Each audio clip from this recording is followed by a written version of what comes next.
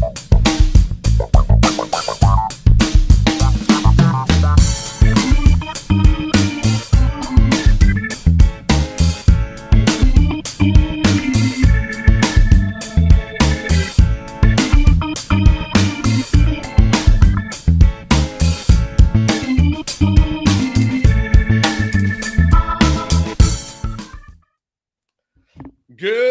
morning. Happy Monday morning to everybody who is in the house. Happy Monday morning to everyone who is joining me here. What's today's date? The 21st of August, barreling down as we get ready to close out this month, as we are about 12 days away from the kickoff, from the start of the Texas Longhorn football season. Guys, we actually will have college football games this upcoming weekend in week 0. That's what I am talking about, right? So we're here. We're finally going to get our fix. We're finally getting that thing that we need. So excited about it. And I'm excited that you guys are joining me right now on the old-fashioned sports shows, and I appreciate all you guys coming in. I see you guys, Tom G in the chat. I think I saw Rodolfo. Chad, you were 8th. There's a bunch of guys. Jesse, what's going on to everybody? Trey, just appreciate you. Nathan, Adjudicator, all of y'all that are here. Thank you so much. And for those of you guys who are just watching, whether you're in the car, whether you're at work, whether you're at home, and you just are like, hey, I'm not going to comment, but I just want to watch and show some love. I appreciate you guys and ladies as well. So come on in as we get this ready to get this whole thing started this morning. Like I said, I hope you guys had a fantastic weekend. I won't bore you with the details of what I did this weekend, because then you guys want to talk soccer. But I did have some soccer stuff. A kid played soccer, did really well.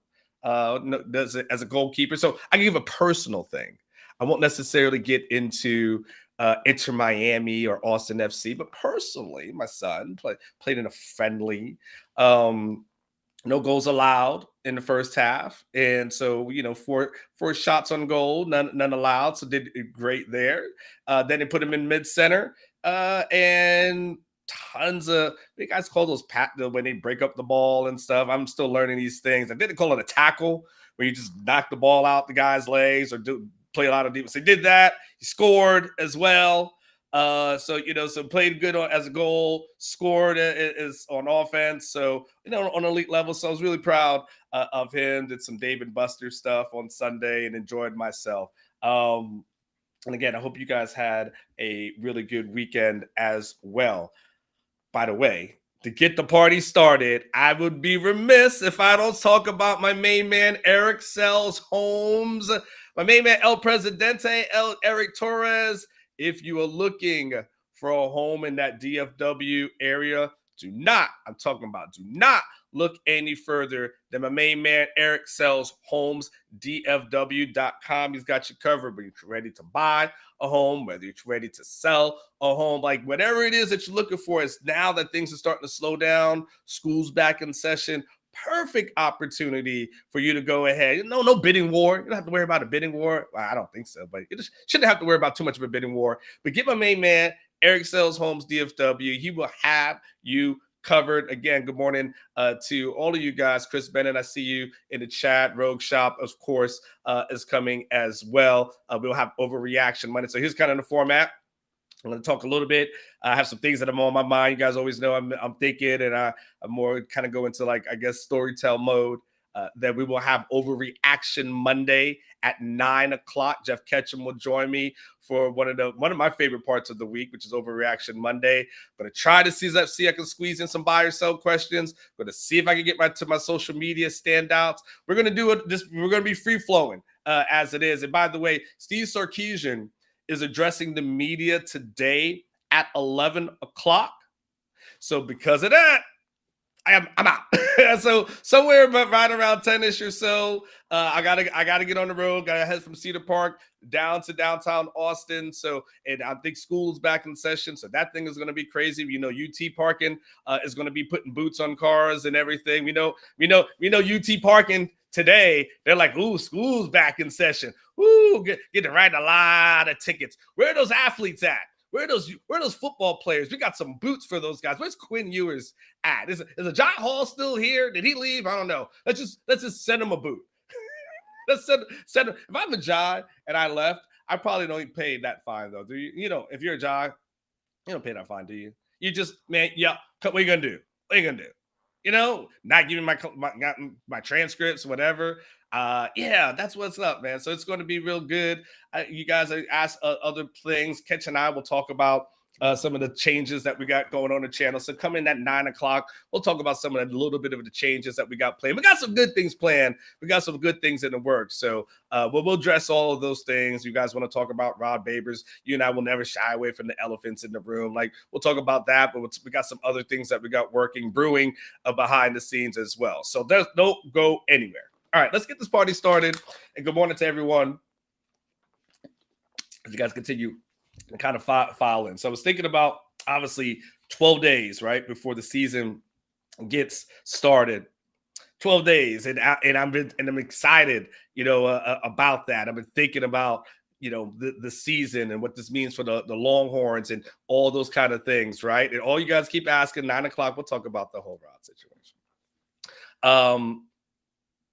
And so when I started thinking about this season, I started thinking about some of the number 3, right? I think about the number 3, and it becomes a really relevant number within the conversation that we want to, you know, have. Like the number 3 means a lot, right? It means if you have a kid, right, that third year is a huge year as relates to like the developmental thing of being able to get all the little things down. Year number 3 becomes like that big year. Do you guys know that the majority of marriages fail within the first 2 years? And then about somewhere around 5 or 8, using the first 2. So you get to that third one, you've done good. That third year, if you can't get there though, woo! You'd be like, hanging with me, you know, talking about the good old days of what could have been, right? So there is that thing that has happened. And there's a lot of other things that we look at and takes about 3 years or so to develop. And when we in sports, year 3 is kind of like that benchmark for the majority of us, right? By the way, get your buy or sell questions in there as we're talking right now. Go ahead and put those things in the chat, and let's get those things on as well. But year 3 becomes another, a year for us in sports, right? Because that's kind of the year we kind of determine, all right, is this thing working or is this thing not working, right? That's our magical number, especially in football, right? That is our sweet spot in football. In the NFL, when you draft a quarterback in particular, but most players, you got about 3 years. You know, the first year is your learning year. Second year, you kind of get thrown out. Third year is a year that you determine, is this thing working or is this thing not working? So, and when it comes to coaching, we do that as well. By year 3, we kind of get to know, like, all right, is this thing working or is this thing not working? And in college football, it's no different, right? Because in college football, we look at year 3 as, all right, this has got to be the year. And a lot of times what happens, a kid redshirts his first year. Second year, he gets to play a little bit more. Third year, you kind of know, is this the guy or is he not the guy? Is this the guy that he's going to somehow play, or does he kind of somehow get recruited over and get bypassed? And think about this year, how important this thing is, and some of everything that hinges for the success of this team is going to hinge on guys who are going into their third years. Quinn Ewers, great example, right? Red shirts at Ohio State. Last season he plays. This becomes the year that we look at it and say, okay, this will be the year that you would expect Quinn Ewers to have the breakout. It's year 3. In year 3, it's about that time, right? Xavier Worthy is another one, right? He got a chance to play in the last 2 years, didn't have to redshirt. But this is the year that we look at Xavier Worthy and we say to ourselves, all right, let's go ahead and get that breakout season in for an Xavier Worthy. Jatavian Sanders, this is year 3 for him. I'm just thinking of all the guys. Just thinking of some of the guys that you really, really leaning on and really discussing, right? And then Jatavian Sanders is one of those guys. A.D. Mitchell, think about him. A.D. Mitchell was going into year 3, right? And how significant is that going to be? And how, and what your expectations of him is going to be? That you're looking at him, you're looking at Xavier as a 1,000-yarder, you're looking at A.D. as a potential 1,000-yarder, like that's what you're hoping for. And you're not expecting that for Jonte Cook in a year 1. You're expecting him to contribute, but you're not expecting him to be that person. But these guys going to year 3. And last one I'm going to give you. That's what I'm going to give you. Will be Jonathan Brooks. He's another guy that now is going into the year 3, right? And so you start thinking of like, okay, this is important. And that brings me to kind of where I'm at right now with Steve Sarkisian as we get ready to go into year 3. How important of a year that this thing is, how hold on one second. Blake, can you do me a favor? Can you take some of the chats off the screen for me? Or Aaron, can you take some of the chats off the screen for me for right now? I would just really appreciate you guys take that down and just let that be on the side and let them have the conversation. Totally appreciate that. Brings us to year 3 of Steve Sarkisian. And how important of a season this is for him as we go into that. Because because Steve Sarkisian has all the things that he wants and he would have technically need in order to be successful. And this becomes the year where we're actually able to kind of look and I would say potentially judge, but really kind of potentially judge where the trajectory of this program is going to be. Now think about this. He's got 8 out of his 10 original staff members that are in place, which think about the previous things that we've seen in previous staff members and previous regimes, like how unstable that thing kind of looked and how unstable that whole situation was. And look about the stability. And then the only thing that he's lost when we really think about Sark, I mean, he lost the receivers coach, Brendan Marion, who ends up getting an OC job at UNLV. And he loses Stan Drayton, who gets a head coaching job at Temple. So it wasn't, and everybody else is pretty happy. Everyone else seems to be pretty content. And I think if the staff has the same success this year, he probably will lose more, but that's okay. That's what happens when you have good staffs. So year 3 becomes an important one. And last before we get into kind of the meat of it is we knew by year 3 when it was either Charlie Strong or Tom Herman, we kind of had an idea what we were dealing with and where the program probably is going to be headed, right? After year 3 of Charlie Strong, everyone knew. It just is what it is. Just got to let it go. Totally understood that, right? And then after year 3 of Herman, we kind of knew because you saw year 2 and you said to yourself, oh, snap, this thing is like going into this upward trajectory. Like this is where the program is headed. And then it just kind of was like, it just never hit that plateau that you were hoping that it was going to hit. It's good, but it wasn't great. Like Tom Herman wasn't hired to be good. He was hired to be great. Doesn't mean his tenure was a failure. It just means it didn't live up to the expectations that people had. And as we get ready to go into year 3 of Sarkisian, with all the expectations, with all the hope and promises of the things that could potentially be, it becomes a big year for him. It really does. Because at some point, everything else, it won't matter. The recruiting victories won't matter if this team doesn't achieve what you hope for it to achieve, right? Your expectations are high. Forget what I say. Forget what anyone from ESPN say. Forget what Colin Cowherd says. Forget what any of those people out there say. What say you? I throw it back to you. You have expectations. You have hopes. You are out there, whether you're saying 12-0, whether you're saying 11-1, whether you're saying 10-2. I very rarely hear you guys go below 10-2. Very, very rare is that. For most of you guys, 10 is the floor.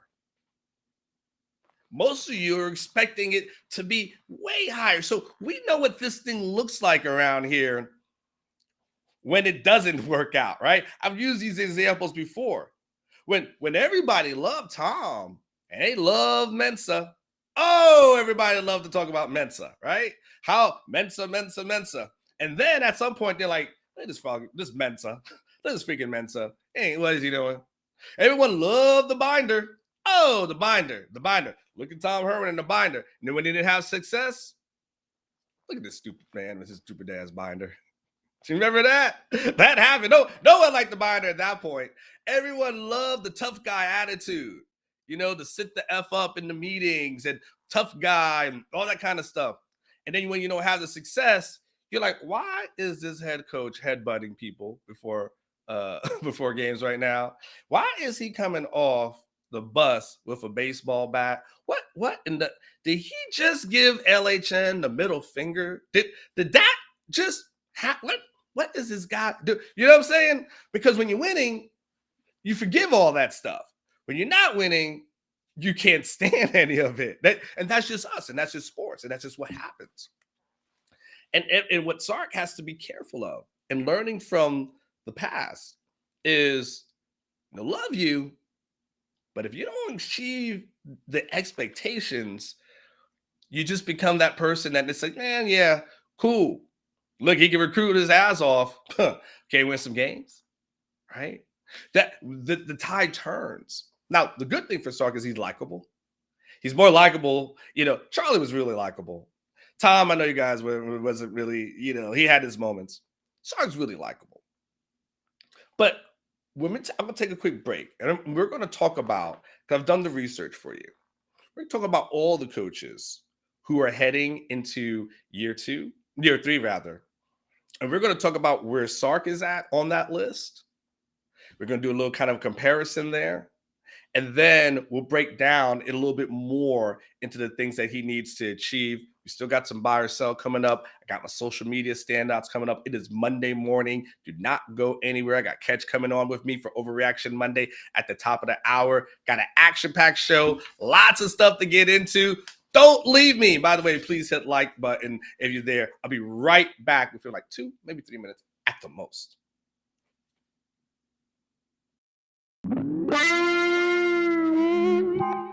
This Orangebloods recruiting flashback takes a look at a player that was the first commitment of the TCU class of 2020 and became the last signee of the Texas 2020 recruiting class, with a little stopover in Waco in between. That's right, Texas senior defensive back Jahdae Barron had one hell of a recruitment before eventually developing into one of the most important remaining players from a somewhat disastrous 2020 recruiting class. For those that might not remember, Barron finished as a mid-3-star prospect in the Rivals.com rankings, while finishing 79th in the state and 72nd in the country as a cornerback.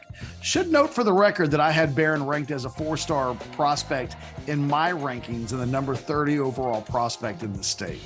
When we look at his recruitment, things really started to heat up following a junior day visit in February of 2019 to TCU and Gary Patterson. After visiting on the junior day in February, Barron committed just a couple of weeks later, citing that Patterson's track record of developing players was a big reason for his decision. Yet a little more than a month later, Barron backed out of his commitment to Patterson, primarily because his offer list started to take off shortly after his commitment, with the likes of Oklahoma State, Tennessee, and Arizona jumping into the mix. Before his decommitment, he actually took an unofficial visit to the 40 acres, although the Longhorns didn't offer. Fast forward to June 22nd, and Barron announced his commitment to Baylor. From that moment on, all the way through the rest of signing day, Barron was solid as a rock to the Bears, even in the aftermath of the departure of Baylor head coach Matt Rule. Things changed for Barron in April as he asked for Baylor to release him from his national letter of intent. Quote, "Thank you to the Baylor Nation for embracing me," he said on Twitter. "Today, I requested an official release from my NLI to Baylor and will begin looking for a new school to pursue my athletic dreams and career goals." 8 days later, Barron committed to Tom Herman's Texas Longhorns. Flipping Barron was a huge win for defensive backs coach Jay Valai, who had only been in Austin for a few months when he landed Barron. Barron was the 20th and final signee to a 2020 recruiting class that finished 16th in the nation. While Bijan Robinson is famously remembered as the headliner of the class, Barron was one of the 3 lowest rated prospects in the entire group, according to Rivals.com. Of the 2 players ranked lower than Barron, one of them was none other than All-America linebacker Jalen Ford.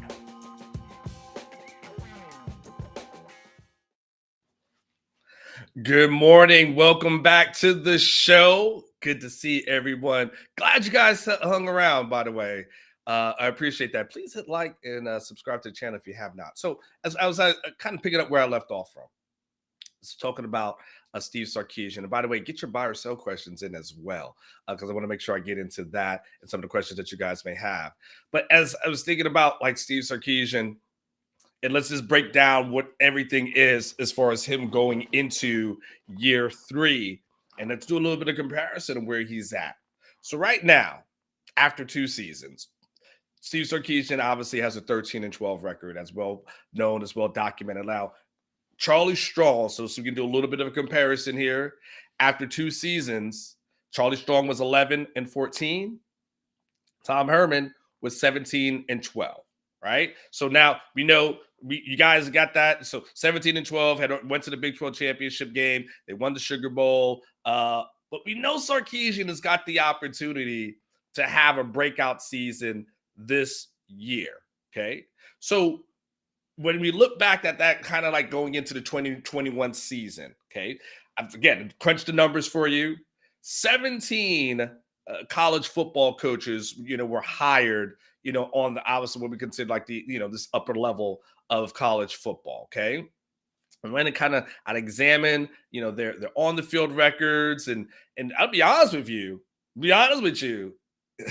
whatever you feel about 13-12, I will tell you this: the majority of people in this class have been somewhat mediocre. And again, you give it grace because you understand, and you understand fully well what Steve Sarkisian is building towards. So you give it more grace than you would give other things, right? The other programs, other things, you're like, I don't know what you're building towards, but you understand. So it makes year 1, while difficult, a little bit easier to stomach. It makes year 2 the one where you say to yourself, all right, okay, but then with hope and optimism of what's going to happen and the things to come here. So let's get into this, right? So of that class of coaches, okay, only one of these coaches has won a conference championship. That's Utah State's Blake Anderson. He won a conference championship in 2021. Okay. There's 2 coaches that were able to at least get to the conference championship game, but they had lost. Okay. That's UCF's Gus Malzahn, and then Boise State's Andy Avalos. Okay. So I've got 3 out of the 17 that have that have even made it to a conference championship game. Right. So 8 of these coaches, 8 of the 17, y'all, have below 500 records after 2 seasons. 8 of them. In many ways, I'm trying to make you feel good about where you're at and where your program is at. And 6 of the coaches have recorded 1 winning season, and 5 of those occurred in year 2 after a losing record. Let me go crazy, right? 6 of those coaches have recorded 1 winning season, and 5 of those have occurred in year 2 after a losing record. Utah State's Blake Anderson, he posted a winning record in his first season, but then he had a losing record in 2022. And of this whole entire group, you ready for the creme de la creme? 6 coaches of that have yet to even post a winning season. These are the guys who are going into the hot seat kind of thing. Like, that's where, like, you're not even thinking about that. This seat ain't even warm. It ain't hot or anything like that. Oh, by the way, speaking of warming, I've got a really special guest planned on Wednesday, and I don't want to jinx it, but I've got something, by the way, Wednesday morning. It just came to me. that you guys are absolutely going to love. I just don't want to jinx it because I've got this thing set up. Everything's going to be good to go. But I also don't want to give people who listen the opportunity to do that thing first. And then all of a sudden you're like, well, he was just on such and such, on Tuesday. But I got something special planned. I just want to throw that out there. So let's look at some of the guys, okay? So the person with the best record of the group heading into year 3, I wonder if you guys know. If I told you, if I gave you a thought, if I said, and I'm going to throw out some names. If I said Shane Beamer from South Carolina, if I said Blake Anderson from Utah State, if I said Josh Heupel from Tennessee, and if I threw out Andy Avalon for Boise State, who do you think would have the best record heading into year 3 of that 2021 class? If you had to guess what's going on. And by the way, CW, I see you. I see a lot of you guys in the chat. So good morning to everybody. I see you, see Dub. I see you, Michael, Roel, Austin Sellers. I can see all you guys. I'm sure SEC Mike is in there somewhere. Also, you guys. So how about this? Josh Heupel ends up being the person who has the best record over the last 2 seasons heading into year 3. 18-8, 1-1 in bowl games, 7-6 in year 1, 11-2 last season. You guys, Brandon nailed it. Robert nailed it.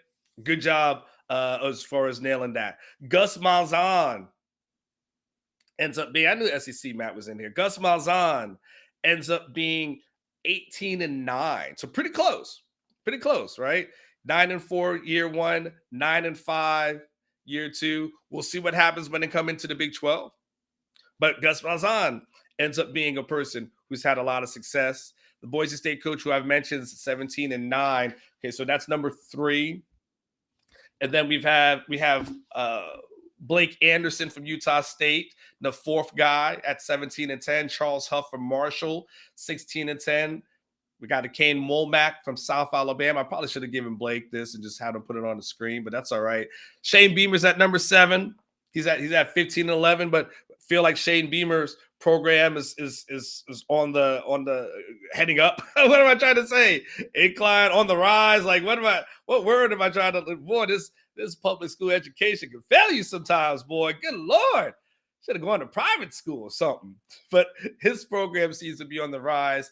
They're recruiting at a high level. Shane Beamer is a really good guy, by the way. Really, I like him. He shows me a lot of respect whenever I've seen him. So a shout out to him in South Carolina. Brett Bielema, obviously at Illinois, is at 8. And tied for 8 is Steve Sarkisian. Both of the guys, 13-12. Identical records in year 1 and year 2. Both have gone 0-1 in bowl games, ironically. So he's tied for 8 with then the Buffalo coach at number 10. And that's when the guys get into this weird because then the rest of those guys just don't really have winning records. Terry Bowden, who you guys remember at ULM, he's 8-16. Lance Leopold, over obviously at Kansas, is 8-17. But you feel good about where he is going and maybe where that program is headed, at least with that, possibility going forward. Clark Lee at Vanderbilt, 7-17. Just to finish out the last 2. Jed Fish at Arizona, 6-18. Doesn't get any easier for them when they go into the Big 12. And then Butch Jones at Arkansas State, 5-19. And so, where it gives you the understanding of where he is. But of that list, and here's the crazy thing, outside of Heupel, that's the only guy that you look at and say, man, that person's really had a lot of success. The UCF coach is a little bit tougher, right? Because it's the conference and who they're playing against, things to that effect. Like there's a lot of factors that go into that one. Boise State, there's like these programs when you're looking at, you're like Utah State, Marshall, like these are the guys that are ranked above them. It really, if I just went Power 5, it just kind of had it like that, it really would be Josh Heupel. It really would be Shane Beamer, Bielema, and then Sark. If we're just being honest with you, right? Because what can Sark do at some of these programs? Again, no disrespect to the guys at Boise State or Utah State or Marshall, something to that effect. And maybe in some ways it is a little bit of disrespectful for me to say, well, I think Sark can easily win down there. But building what Sark has been able to do and rebuilding, two totally different things. And so I think the encouraging thing, and there's a lot of things to be encouraged by. I think the encouraging thing for you is knowing that I think the foundation has been laid better going into year 3 for Sark than the majority. First of all, anybody who's ever his predecessors, maybe outside of maybe Mac Brown or something to that effect. And even then, it took Mac a little bit of time to get that thing going. But it may be laid better than any of the guys in his class. And quite honest with you, it'd be laid better than most programs in the country. If we're just keeping it in a buck here on a Monday morning, knowing that you got a quarterback room that's stacked, knowing that you got a wide receiver room that's stacked and an offensive line room that's stacked, knowing that you got a tight end room that's stacked. I mean, they're saying we're Gunnar Helm. Like we're yelling Gunnar Helm on a Monday morning. If that doesn't say you've got a stacked tight end room, I don't know what would say that. You got a running back room that's stacked. You're at the point when you look at your running backs and you're just trying to tell yourself and figure out who's going to be the person that plays. Now, based off of this weekend, obviously Jonathan Brooks seems to be the guy who's going to be the number one guy, but CJ Baxter, he's making a real push to be in that mix. You still got your other guys. You still got Keelan Robinson, and of course, you still got your Jaden Blue, who's there as well. But you feel good about that heading into year 3, that this running back room looks better. I'll say better than the past because obviously Bijan and Roshan. But you feel like from 1 to 4, you feel like pretty good about it. As opposed to, there's Bijan, there's Roshan, there was just a bunch of guys. Right now, you just got like a bunch of guys, and you're just waiting for that person to take that step up to see which one can fill those roles. You feel good about your defense heading into year 3, probably. But like that has to be, if you are watching this as a Texas fan, and if you're watching this as a Texas hater, whichever side of the ball you're on, because it is what it is. The Texas defense has looked really well. Like you cannot deny that over the last couple of scrimmages, the defense has played well. They've been really aggressive in that front 7. Like that front 7 had its way with some of the offensive line. Yes, or over the weekend. Now Sark will talk about this today, and I'm sure he'll balance it out after looking at the film. But we do know, I did a video over the weekend, that the defense has played well. The front 7 has looked good. And we're kind of at that point when I've said before, like, hey, there's no need to doubt Steve Sarkisian in recruiting. You remember I said that? I was like, why is everyone freaking out? And I've said this multiple times. And then I said it during like the summertime. And then, all of a sudden they had those commits that came in.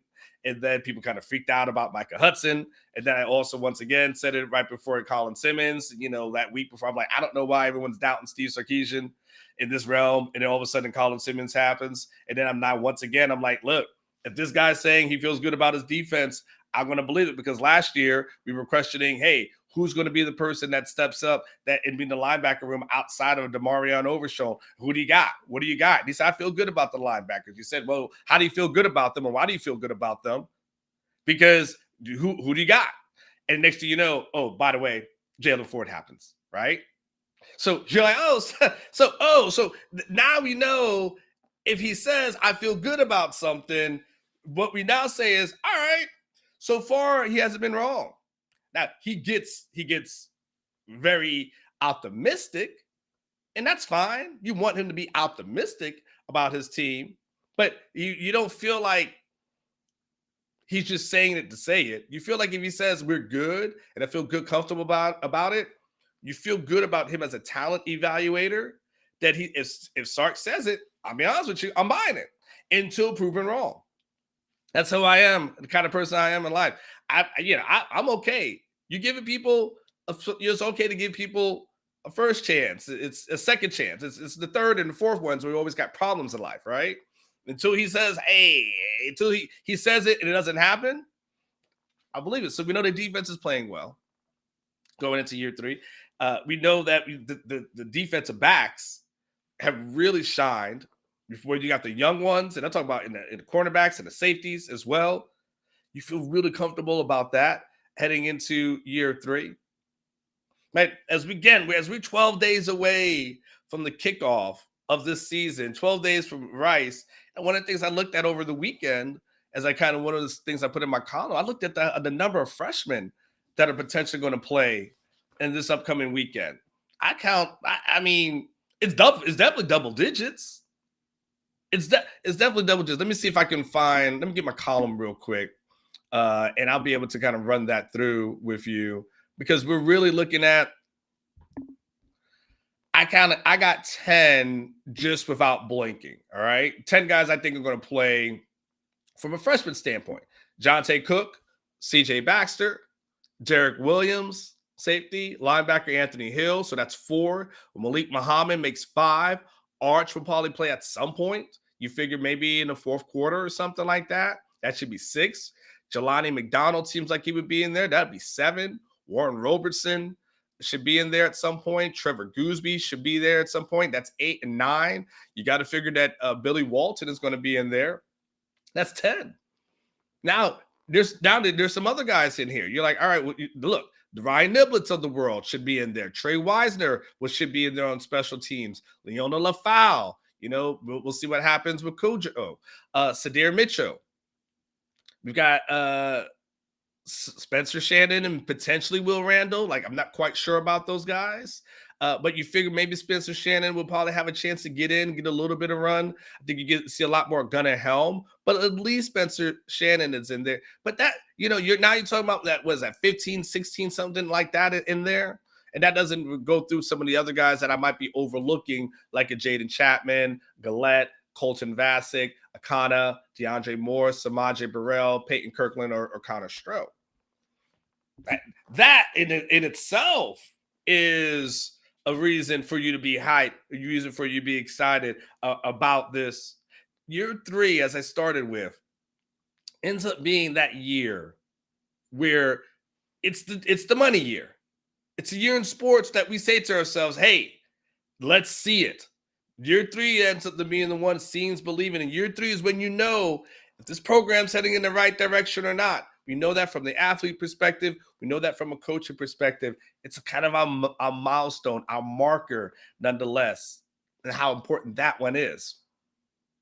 And you know what? I get the feeling by this time next year, when we're doing this show, as he's going into year 4, I think you'll have a lot of things that you'll be happy to reflect on from the positivity that I think is going to occur in year 3. All right, let's do a quick pause. Buy or sell coming right after this break. If you have not gotten your questions in the chat, get those things in there right now. Blake will put them on the screen. Super chats obviously get you to the front of the line, but nonetheless, get those things in there. I'm going to answer as many of those things as I can before I bring in my main man, Jeff Ketchum, at 9 o'clock. So let's do a quick break, guys, and then I will be right back. Don't go anywhere. Please hit like, though.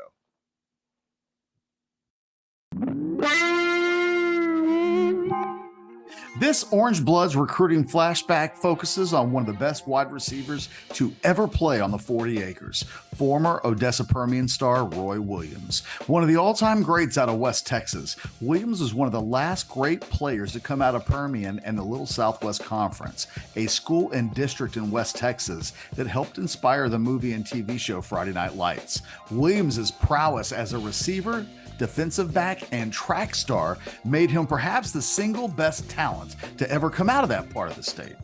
Overall, Williams finished the year as a 5-star prospect in the Rivals 2000 rankings, but actually ranked behind fellow Texas wide receiver signee B.J. Johnson in the rankings, which seemed pretty stupid almost as soon as he hit campus. I can't lie, I had Williams ranked behind Johnson as well, who at one time reminded scouts of former Florida State wide receiver Peter Warwick. In addition to Williams and Johnson, fellow Texas signee Sloan Thomas was ranked as a top 5 in-state prospect, and the three of them became known as the Big Three when they arrived on the 40 acres.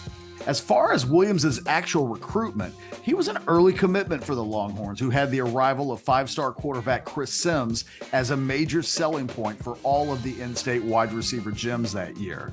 For the most part, Williams was solid as a rock throughout the recruiting process to the Longhorns, although Texas A&M fans were convinced that he would be a late flip in the recruiting process to them, even if there was virtually zero evidence to suggest it would happen. But we're talking about facts and evidence. And when does that ever matter to the Aggies? At the end of the day, Williams signed with the Longhorns and became one of the best players in the history of the school at his position.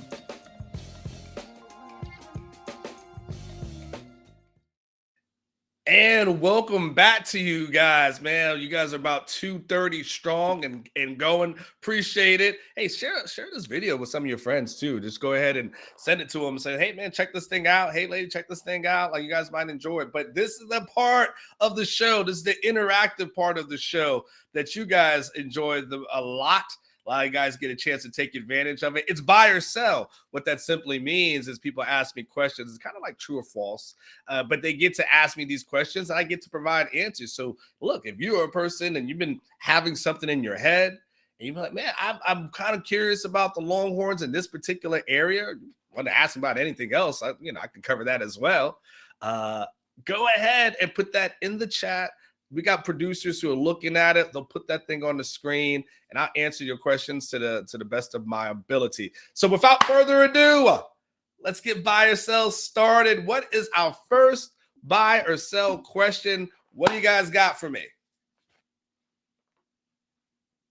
Buy or sell? Or are we going to have a buy or sell segment?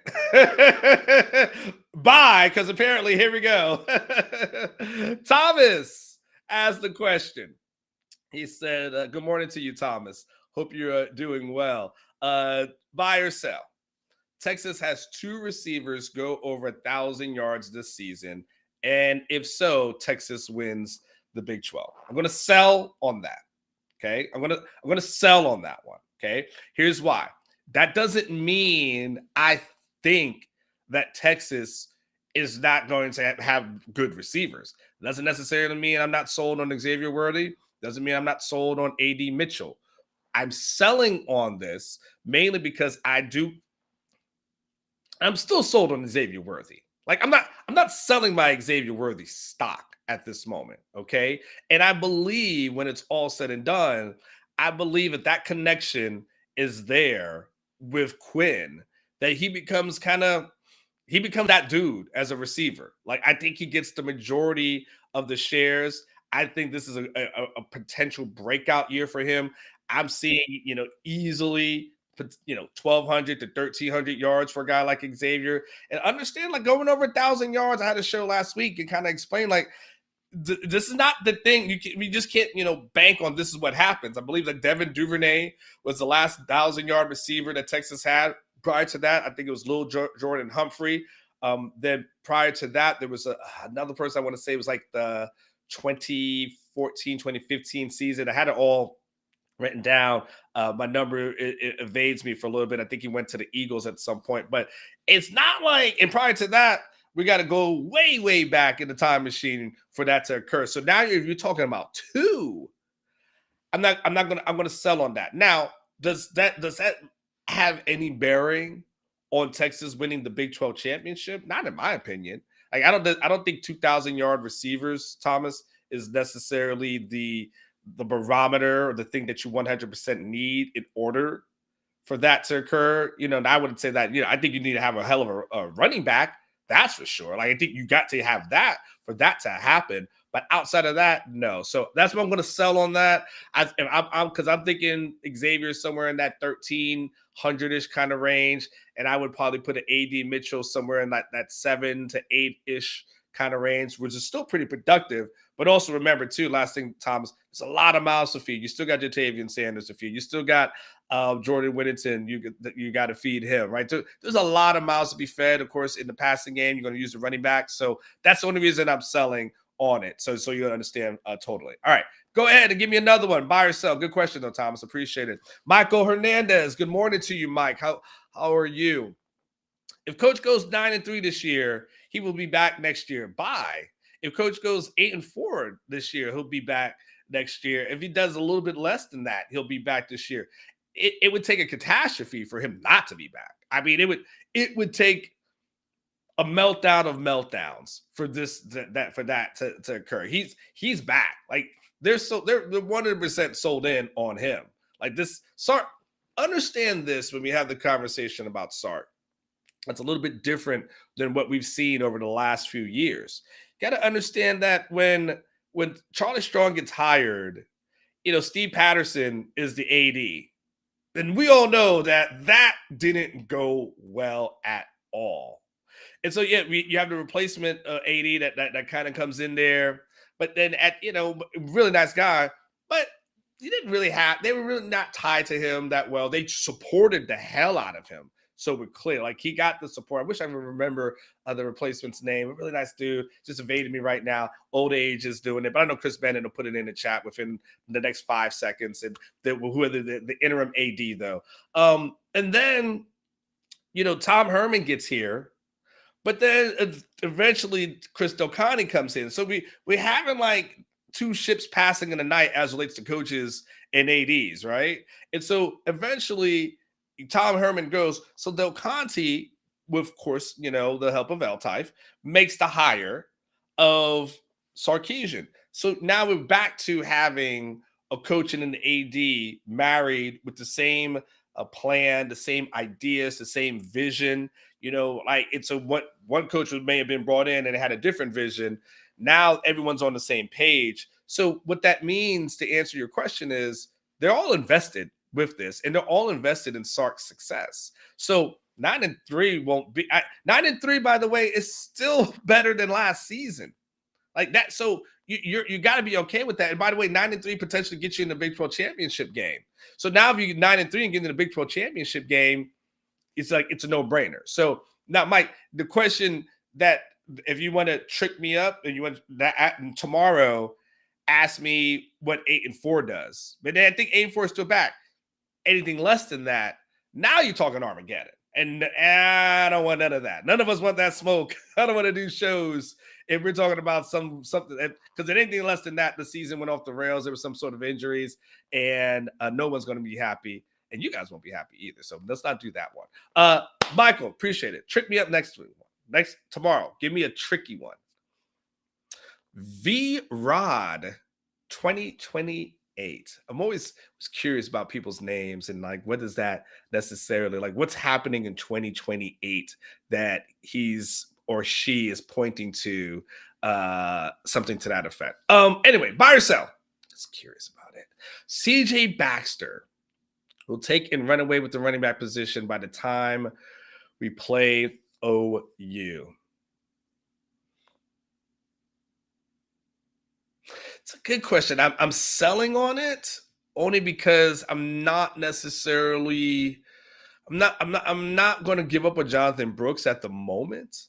So what that requires, V-Rod, to happen is it means more than likely you're saying that Brooks failed at the position and then CJ Baxter had to take over. I'm not ready right now to say like I think Brooks is going to stumble at that position. Do I think CJ Baxter is going to be the running back of the future? Like, sure, absolutely. But there is something to be said about getting some game reps, and having that under his belt. So I need to see a little bit of that. Again, could look good in practice. Like everyone can look good in practice. Can CJ Baxter do it when it really counts? In ball security, all those things. Like we've seen this, right? We've seen freshmen come in and that have the hype, but what happens when they get into the games?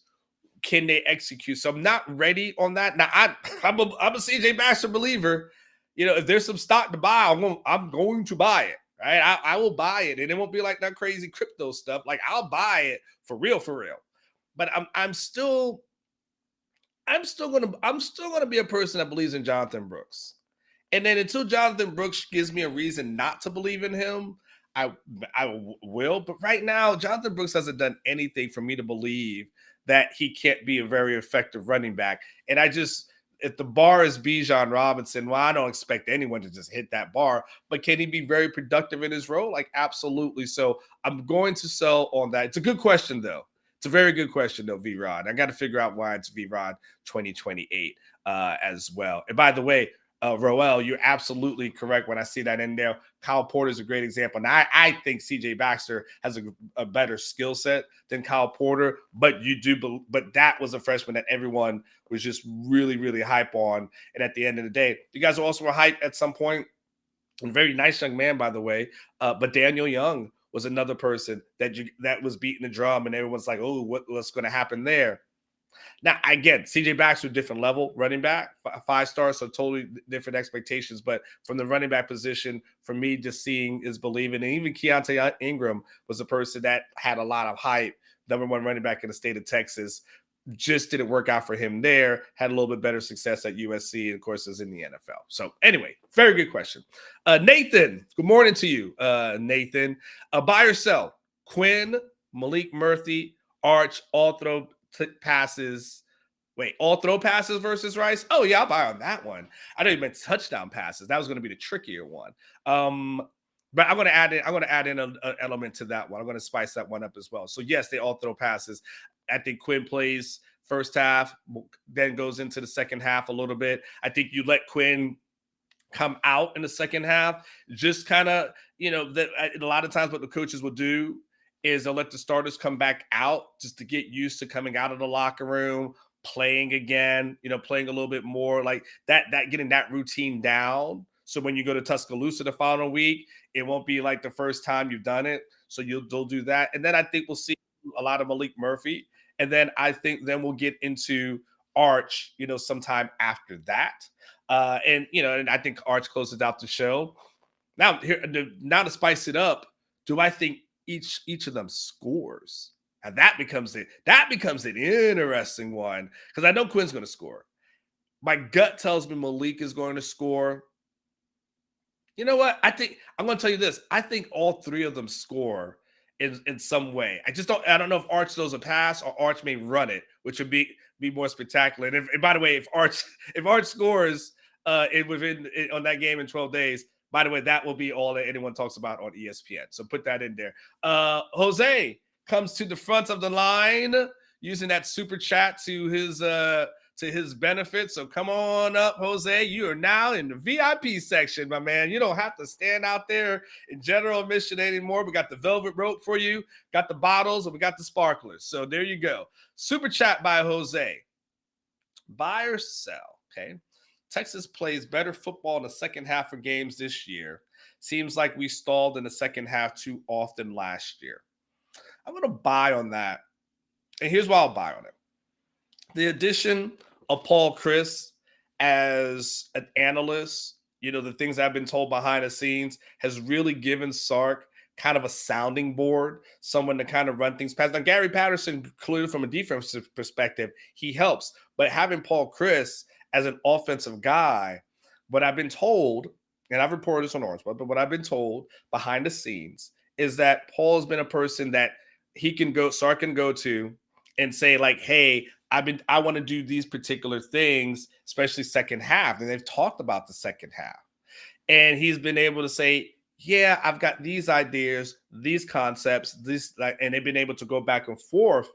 And it's like when you have a coach from an offensive mindset that you really respect who they are and the things that they do, you're open to listening to certain things, right? Like, you guys have kids. Like, do you listen to your kids as much? No, but when another parent tells you something, if you respect them as a parent, you listen to them, the things that they say. So that's why I'm saying, Jose, that I feel like the addition of Chris has been a real good help for him, for someone just to be a sounding board. So that's because of that, I'm going to buy for that one specifically and for that thing alone. So thank you for asking that question. It's a good one for you. And again, hopefully by me doing a show and having some insight into some things behind the scene, hopefully gives you guys some insight of things that you may or may not know. So let's go ahead and do a couple of more buy or sell questions. We're going to have Jeff Ketchum coming in within the next few minutes. He's backstage getting ready. So Overreaction Monday was going to be brought to you by Rogue Product. Is coming up soon. So get ready for that. Robert is back. Good morning to you, Robert. It's good to see you. Hope you had a fantastic weekend. Buy or sell?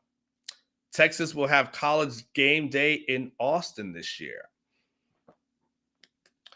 I will. Well, there's a okay. That you know what what makes this a tough one is not that I don't think Texas is going to be good, but I've got to think of a program that I think is going to be on Texas's schedule that will be good as well. And I don't know how many programs I'm thinking am really going to move the needle. Like, I'm sure they'll be there for the Alabama game, but that's on the road. Now we're talking, I'm looking at the rest. I don't think they're not going to come here for Kansas. If Texas is cooking, they would go to Texas OU, but that's in Dallas. I don't see them coming here for BYU. Kansas State would really have to be cooking, but I don't think Kansas State moves a national needle. And then the only possibility potentially, but that one's on a Friday. Texas Tech. I'm going to sell on that one. I'm going to sell on that just because Texas Tech might be the only program that it might be worth it. It's a hell of a question though, Robert, but I just don't know how many other programs are going to move the needle that will be that good. Now, there may be a surprise that's out there, but as we stand today, I just don't see that one. So, all right, let's do at least one more, and then we'll get ready for Overreaction Monday. Blake Winfrey. Good morning to you, Blake. Anthony Hill is a starter by the OU game. Buy or sell? I may buy on this one. I'm gonna buy on this one only because I think Anthony Hill is going to be a person that's just going to be too hard to keep off the field. I think he's going to be an attacker. He's going to be a person that we see is coming in off the edge. I can definitely see that progression. Now, the thing is about Anthony Hill, that what we don't know is is he a 3-down guy or is he a specialty guy? I think right now his specialty is just being a really good rusher, but you feel like he's coming. You feel like things are working out. And I feel like Sark is saying all the right things as relates to the David Bender conversation, who, by the way, tremendous young man. I've enjoyed talking to him during the media interviews, the media sessions. But at some point, you recruited Anthony Hill to come out there and play. And that's a position where I don't necessarily, I think you could come in and play right away. We've seen that happen previously. We've seen Malik Jefferson come in and play right away. We've seen young guys come in and have that kind of instant impact. And then being able to learn from a guy like a Jalen Ford throughout the offseason makes a difference. So I'm going to buy that he's going to be a guy that's going to be really hard to keep off the field and the guy that's having an impact. So, I'm going to buy on that one, Blake. Absolutely, I'll buy on that one. Good question, though. All right, let's do this. Let's do a quick pause. My main man, Jeff Ketchum's coming. Now, I never know beforehand what kind of mood Jeff is going to be in. I don't know if the dogs have him irritated. I don't know if the wife pushed the buttons. I don't know. He had a situation last week. He was going to get on the phone and MF somebody. I don't know how that situation played out.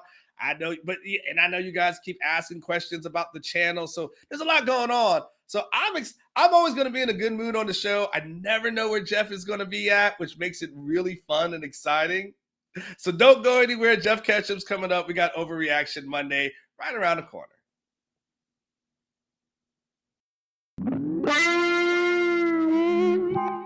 This Orangebloods recruiting flashback takes a look at maybe the best thing Charlie Strong ever produced for the Texas football program. What is that, you ask? Identifying Sam Ehlinger as the quarterback of choice for the 2017 recruiting class and then landing his commitment. For those who might not remember, Ehlinger finished as the nation's number 115th overall prospect in the 2017 Rivals recruiting rankings, the 17th best player in the state of Texas, and the number 5 dual threat quarterback in the country. While Rivals eventually came around on Ehlinger, I'm going to pat myself on the back a little bit for ranking Ehlinger as a top 10 prospect in the state and the number 1 quarterback in Texas before he ever received a scholarship offer.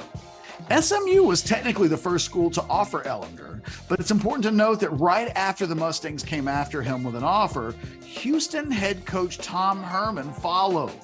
Not long after Herman offered, Ehlinger received his first Power 5 offer from Charlie Strong and the Texas Longhorns, an offer Texas fans had been anticipating since a terrific display by Ehlinger at the Texas Elite Quarterback Academy in mid-June.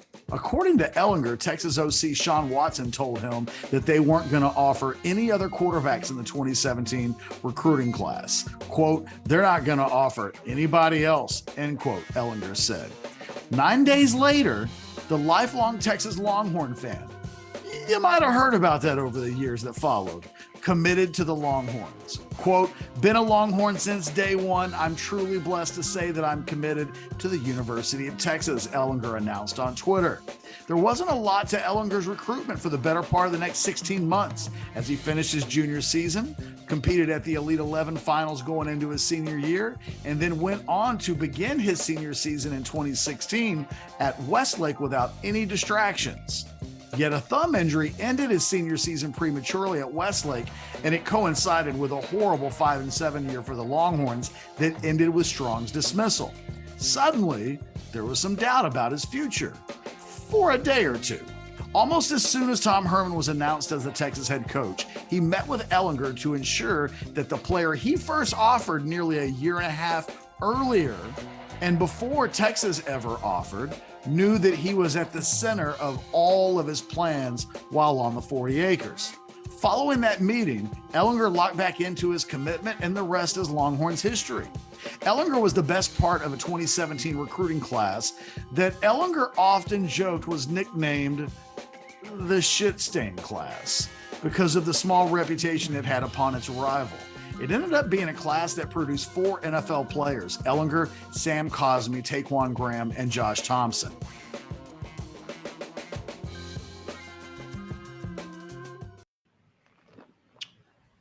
Welcome back, welcome back, welcome back. And it is time for Overreaction Monday. One of our favorite times of the week, honestly. I not get a chance to see my main man, Jeff Ketchum, and see how he's doing. And of course, before I even ask you anything, Ketch, do you want to talk about Rogue? You want to talk about the Rogue products? And let's talk about everything that's really good. Richard, if you're out there, I need the hookup. I need some more Rogue products. I need some more birthday cake. I like feeling good. I like you making me feel good. Come on, Richard. Make it happen. Hook me up. You know my address. It's time. I need some more Rogue. By the way, you can go to rogueshop.com, check out their badass website and all of the various stuff that they have to offer. But you can also just scan that QR code right there and get some Rogue hookup. It is maybe my favorite partnership that we have. I don't want to upset any of our other partners, but Rogue impacts my life on a daily basis in all the best ways. Yeah, I'll talk about some Rogue. Okay. I like Rogue too. I don't want to name my partners. I don't want to do a list. I said maybe. Yeah. No, it is. It makes it very nebulous. Yeah, I almost went down the rabbit hole. I was like, I wonder who my favorite partner is. I'm like, oh, no, don't do this. I didn't say favorite. I said maybe my favorite. Maybe. He is a good guy. No, he is a good guy. Loves the Longhorns as well. Ketch, how are you doing? Happy Monday to you. How was let me start with how your weekend was. Did you have a good one? Yeah, you know what was cool? I took my daughter to a sports card and collectible show this weekend. It was a little daddy-daughter time, and she just had the best time ever checking out people's stuff, opening up packs of cards. It was fun. It was a little walk into like memory lane of when I was her age, enjoying and doing the same thing. So it was really cool to share that with her. My son and daughter were out of town all weekend long. So kind of an unorthodox last couple of days in the Ketchum household. Yeah. Now, what cards is she into? Like, is there particular, like, is it sports? Is it like something? Is it Garbage Pail Kids? Like, I don't know. Like, what is it? She collects soccer cards. I Okay. think just Okay. because she likes to make her I think she feels like that connect. She doesn't know any of the players. I'm Uh-huh. trying to teach her, but she knows that she's got a nice Thomas Mueller autograph chrome card that she hit in a pack. So Mm-hmm. she likes to tell everybody that she likes to inflate the value of all of her cards. Okay. Like Okay. she also collects Pokemon. Uh, So she bought a Pokemon card this weekend for $20. mm-hmm. I bought her a Pokemon card this weekend for $20, and she was quick to let everybody know that it was really a $300 card. Nice. Yes. She's. Hey, you know what? That is a woman who understands like value and everything. And that's kind of a cool thing, Ketch, because if she understands that, then she's actually looking for deals as opposed. So you're training her to be that person where she doesn't need a Birkin bag or this and that. She's gonna be like, no, honey, I got this great thing, a deal at Ross, and guess what? This Chanel bag is actually worth ... Like, you're doing good as a father, Ketch. Good job. I don't know that I'm teaching her that. That sounds like something my wife might have taught her, and I'm enabling or developing. I'm not quite sure what word I should associate with that. Maybe a combination of the two. Okay. So, all right, Ketch. So, you want to just address this little elephant in the room, I guess, because people were in the chat asking about this, channel, what we're doing, like lots of conversations that are being had. So, you want to have a quick conversation before we switch over to talk about the Longhorns? Well, first of all, some good news. We're going to have a modcast today, 3:00. 3:00. The people have been complaining, Anwar, about the lack of a modcast, that we haven't done a modcast in a couple of weeks. The plan will always be to continue the modcast. We're still trying to figure out how we want to deploy it during the season, but we'll have a modcast today. I think starting tomorrow, we will have a new show on at 3:00. I think the best thing I can say about our relationship with Rod Babers is that it wasn't working out. I think ultimately he wanted to do something a little bit different. I think we kind of mutually agreed. I don't know that show had quite lifted up to the areas that we wanted it to. And I think in the end, we wish him well. He wishes us well. And it's kind of that simple.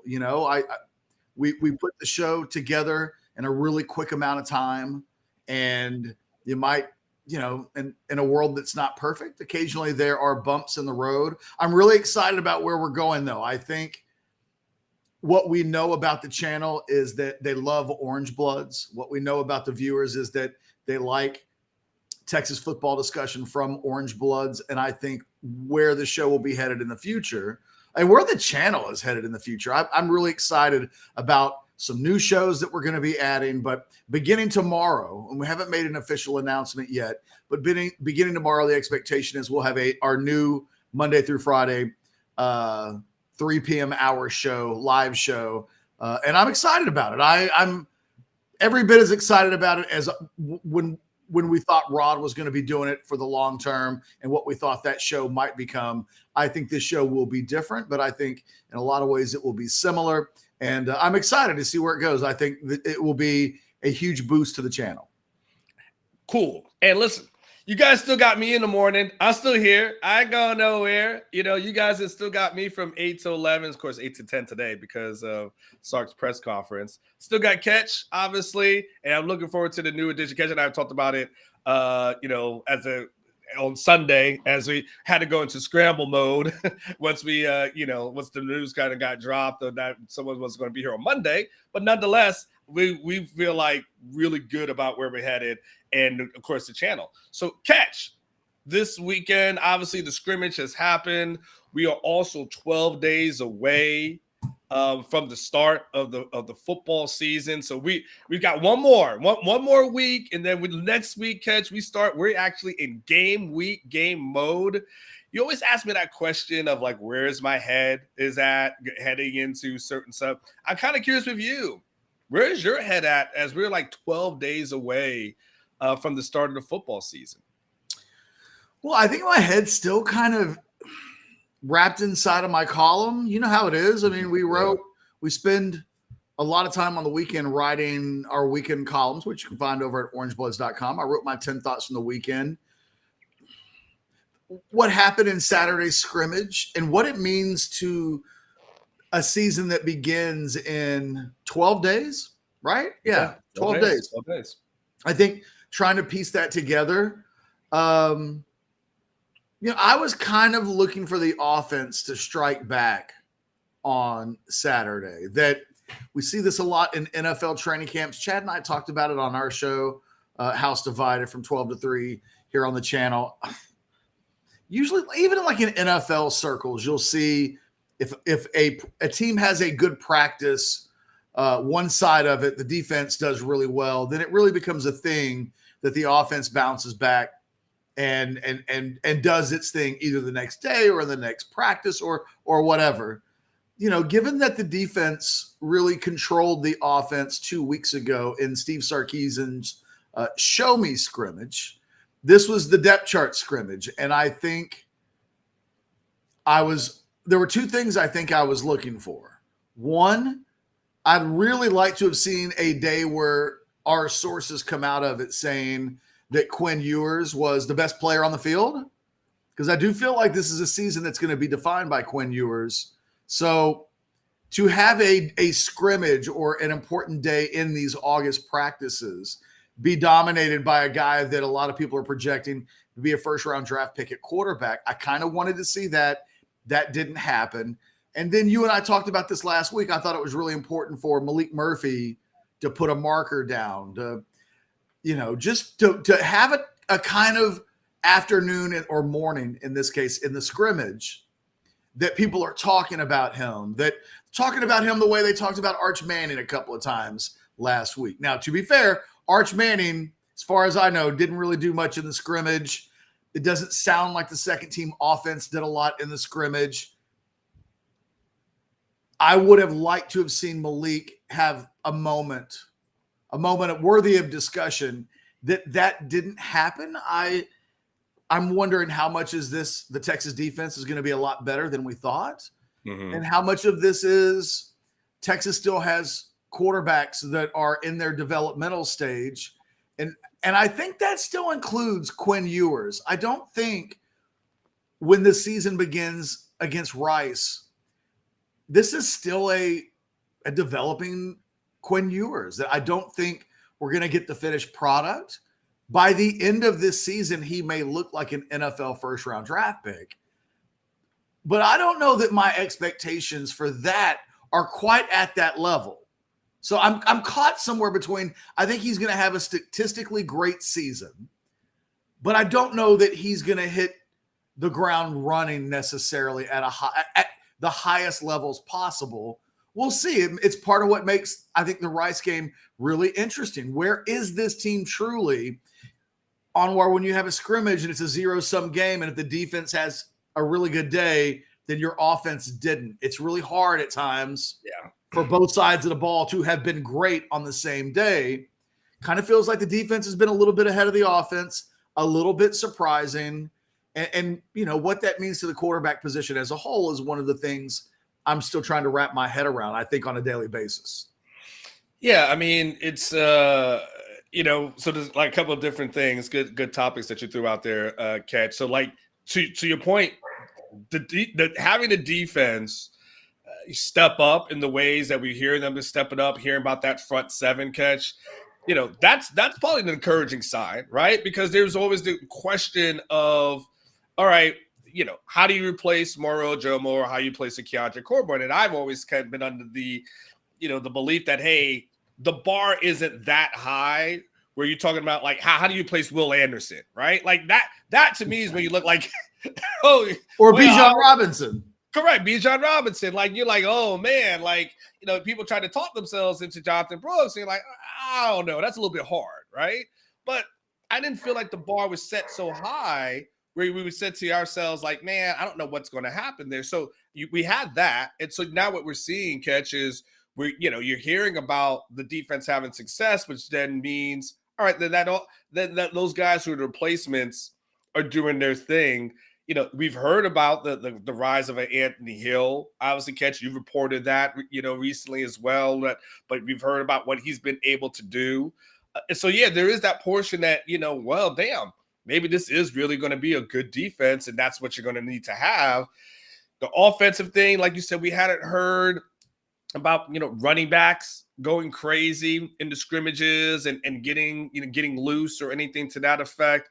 We haven't heard anything super crazy. And it's weird, like in week one of the scrimmage, Catch, it seemed like we heard a little bit of Quinn, but Arch kind of stole the show a little bit. And then this week we hear about like one of the things that Sark wanted to clean up, which was some of the miscues on the offense. Seems like some of that happened a little bit, where this looked like the defense was in the backfield and Quinn didn't have the time to operate, and Quinn didn't have the time to go. You're right, Catch. It does become a zero-sum game, because if the offense was balling out, then the flip side, we would probably say, man, what's going on with this defense? This defense sucks.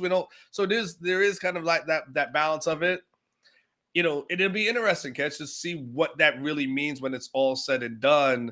Like you said, when you're going against the Rice, not much a huge runway, but going to Alabama, what this all means, especially within the next couple of weeks. It'll be fascinating, especially as relates to the QB conversation. Yeah, I mean, this is a team still trying to find itself, and You mentioned the defensive line and replacing guys and what's the bar for getting better. I can't help but think of I have more questions than I have answers. And I don't think it's necessarily a bad thing, right? I don't think I'm somehow, this isn't code for everybody panic, everybody freak out, the season's not going to go according to plan. Like, I don't know that. My dog agrees. When I hear that the defensive line, a guy like Alfred Collins and Vernon Broughton are tearing it up, right? Mm-hmm. I can't, and they have not been guys that historically have consistently torn it up on a consistent. Otherwise, we wouldn't even be talking about them in the context that we've been talking about them in camp. We'd be like, Alfred Collins, of course, he's an ass kicker. Like, he did it all last year. The fact that we never said that is the reason why we talked about it so much in camp. But 2 years ago, I had a NFL player, current NFL player, for the Longhorns, or I guess no longer in the NFL, told me that he thought the defensive line was the best he had seen, maybe going back like 2 decades, that it was that good. And it turned out that the defensive line that year wasn't awesome. Turned out that the offensive line wasn't. Like, in the end, it was a bit of a mirage. The fact that it looked like the defense was dominating at times was reflective of an offensive line that wasn't quite ready for prime time. That offensive line ends up being the offensive line of a 5-7 football team with a 6-game losing streak. And there were signs in these practices that sometimes we don't completely see fully until the later in the year when we go, oh, you know what? Now that I've seen it enough in games, there were signs there. So there's a part of me that wonders, like, we know that the interior of the offensive line a year ago was a problem, that the trio of Hayden Conner, Jake Majors, and Cole Hudson, for the most part, that was not the strength of the Texas football team. If there was a weakness in the offense, there were games where that was it. And a lot of it was youthful mistakes. They're not picking up twists and stunts and various things that would lead to sacks and whatnot. The anticipation is that group will be much better this year. DJ Campbell has moved into a starting slot. On paper, you would think those guys are a year more experienced. They're young guys, and now they're a little bit older. They should be better. But what exactly does that look like? I don't think we have really any idea. I don't think the coaches do. That area is still one that, like the quarterback position, is a work in progress and is developing. when I read Alabama, I'll be honest, Anwar, when I read and did some homework on how things were going at Alabama in scrimmaging, they don't know what their quarterback situation looks like. Mm-hmm. I don't know that offensively they know exactly what they're going to be. But defensively, they seem yes. they're like Texas. They've got about 3, 4, 5 interior defensive linemen that they feel really good about. They've got 2 outside rush guys that they think have a chance to be first round draft picks. They're loaded everywhere. They feel really good about the defense. And I found myself asking the same question about Alabama. Like, how good is that offensive line, knowing that a year ago they weren't great, and this year they're kind of getting whipped by the defense? There's just a lot of stuff 2 weeks before the game start that you wonder about this football team, because it was an 8-5 team a year ago that's asking itself to make the jump to double-digit wins, winning a Big 12 championship. The word playoff is out there. And I think that this team 12 weeks into the season will look a lot different than it did in September. And I'll just say this. Everybody has to program their brains. I said this a year ago. I think it is the goal again this season. Be better in September than you were in August. Be better in October than you were in September. Be better in November than you were in October. And be better in December than you were in all of those months. And you will win a championship. You will play for big things, assuming that the early part wasn't an absolute disaster. And I don't think anybody would look at Texas and suggest that disaster is on the forefront in the first month of the schedule, even if you lose to Alabama. So it's a baby steps concept. I think there's so much anticipation for this season.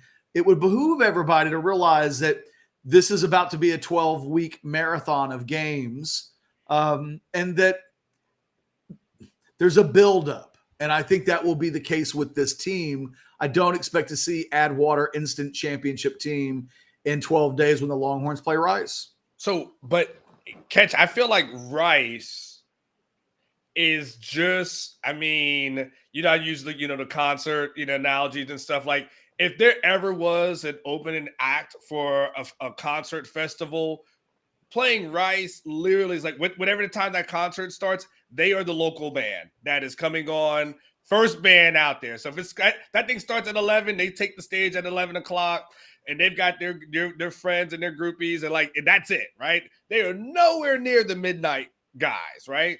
I feel like, though, Texas goes from that 11 o'clock slot to the midnight from week 1 to week 2. And that seems to be where everyone's headed at. And so there's almost like this feeling like get through Rice to get to Bama.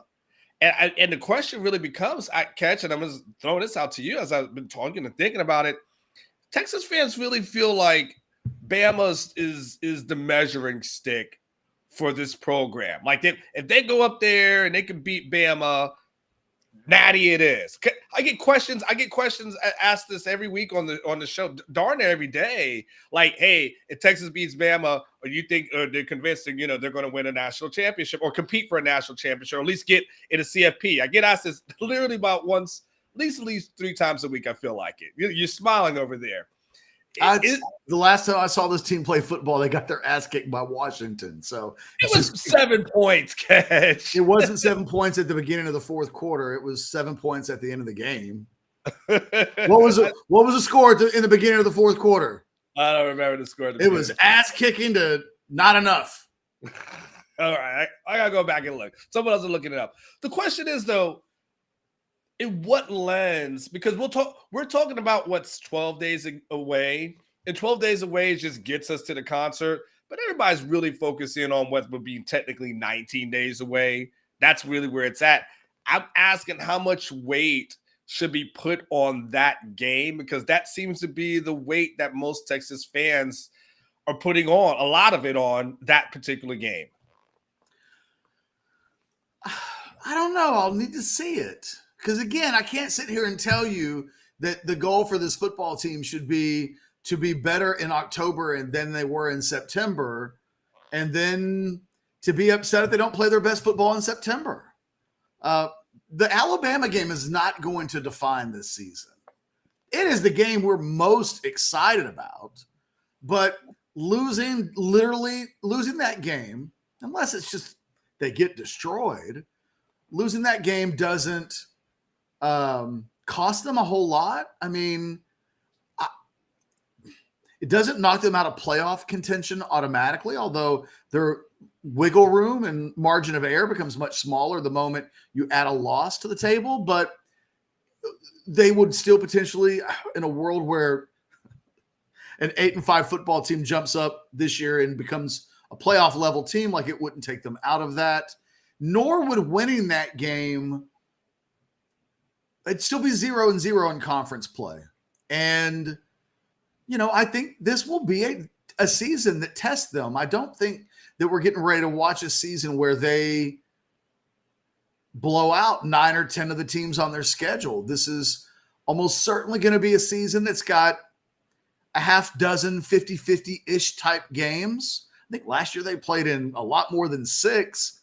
I'm giving them some benefit of the doubt that they will blow some teams out, but I still think every other game is going to be one that comes down to the last 5 minutes of the fourth quarter. It's a long season. There's a lot to play for. There are a lot of, how this team consistently plays on the road. We'll see. What does Oklahoma become? Are they even, and what will it mean if they have their starting quarterback? And what does a Dylan Gabriel-led Oklahoma mean in year 2? I don't know. So the Alabama game for me is a lot of fun.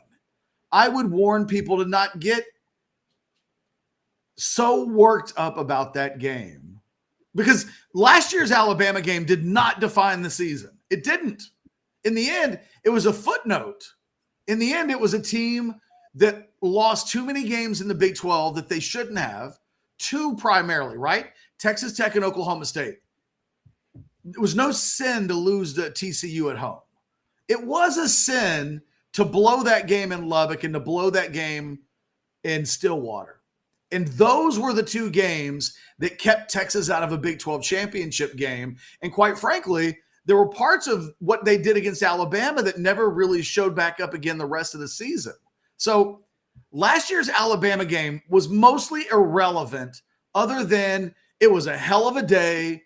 Texas came close. In the end, didn't quite finish the deal. And it meant nothing for the rest of the season. Virtually nothing. Part of that also was because Quinn Ewers got hurt in that game. And so suddenly Hudson Card is playing. And, it will be the texture of where this season goes and how much season is left. 10 games after they play Alabama. I'm hyped for that game. I can't wait. We're going to have special content all week long leading up to the Alabama game. The numbers, I think, on the channel will go up. The traffic on the website will go up. But in the end, it is a non-conference game for a team that has played in 1 Big 12 championship game in the last 14 years. I just think the most important stuff will happen after that game. That's my answer for Alabama. Texas fans, enjoy the hell out of that game, but have a real healthy dose of perspective. Rome will neither be built or fall in 24 hours in Tuscaloosa in a couple of weeks. But what if they win, though? They still have 10 games to play, and it will be a sign. It'll be a great sign that this team is legit on a very certain important level.